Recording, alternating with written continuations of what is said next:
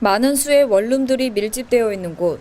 하루에 이곳에서 발생하는 쓰레기와 재활용품의 양도 많습니다. 하지만 원룸 단지 곳곳을 둘러봐도 재활용품 수거함이나 종량제 봉투 보관 장소는 눈에 띄지 않습니다. 대신 보이는 것은 원룸 건물 옆 길가에 아무렇게나 버려져 있는 쓰레기들입니다. 다행히 쓰레기는 종량제 봉투에 들어가 있지만 일반 쓰레기들을 제외한 나머지 재활용품들은 아무렇게나 버려져 있는 모습을 볼 수 있었는데요.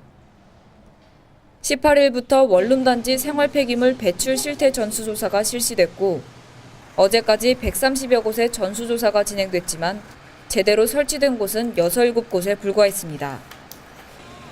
하지만 이마저도 재활용품 수거대와 종량제 봉투 보관 장소를 모두 갖춘 곳은 극히 일부로 그 외의 원룸들은 작은 재활용품 수거대만 설치돼 있었을 뿐입니다. 원룸 옆에 버려져 있는 쓰레기들은 수거 차량이 돌면서 수거해 가게 됩니다. 하지만 제대로 모아져 있지 않은 쓰레기들 덕분에 수거 차량이 와도 쓰레기를 골라서 가져가야 하는 실정인데요. 뿐만 아니라 깨끗하게 수거해 가지 않아 쓰레기를 모아두는 장소에는 항상 잔해물들이 남아 있었습니다. 그나마 다행으로 지금 지어지고 있는 신축 건물의 경우에는 건물의 깨끗한 이미지를 위해 주인들이 자발적으로 분리수거함을 설치하고 있습니다.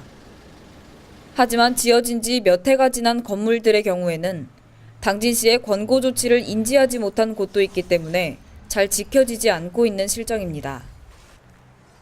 이에 당진시는 다음 달 17일까지 전수조사를 실시하고 우선 위법 행위가 적발된 곳에 대해서는 시정명령을 내리게 됩니다. 하지만 이러한 시의 시정명령에도 응하지 않은 건물에 대해서는 관련 법률에 따라 100만 원 이하의 과태료를 처분하는 등 강력한 행정처분을 할 것이라고 밝혔습니다.